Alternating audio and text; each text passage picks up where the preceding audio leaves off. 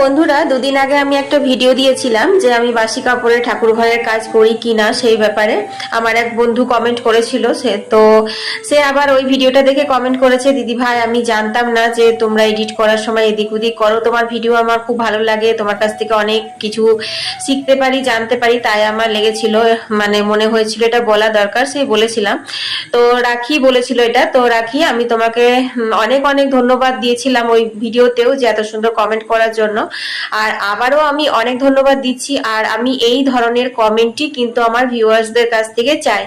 দেখো, কেউ ভিডিও দেখো না দেখো, প্রত্যেকেই না ভিডিওতে একটা কমেন্ট করে যায়, খুব নর্মাল কমেন্ট, খুব ভালো লাগলো দিদি ভাই, তোমার ভিডিওটা খুব ভালো লাগলো, তুমি খুব সুন্দর ভিডিও করো। এই রকম এই কমেন্টগুলো থেকে যদি কেউ ভিডিও রিলেটেড কমেন্ট করে আমার কিন্তু খুব ভালো লাগে। যেমন ধরো কোনো কিছু রান্না বান্না দেখে যদি কেউ বলে এই রান্নাটা এরকম না, এরকম ভাবে করবে। কিছুদিন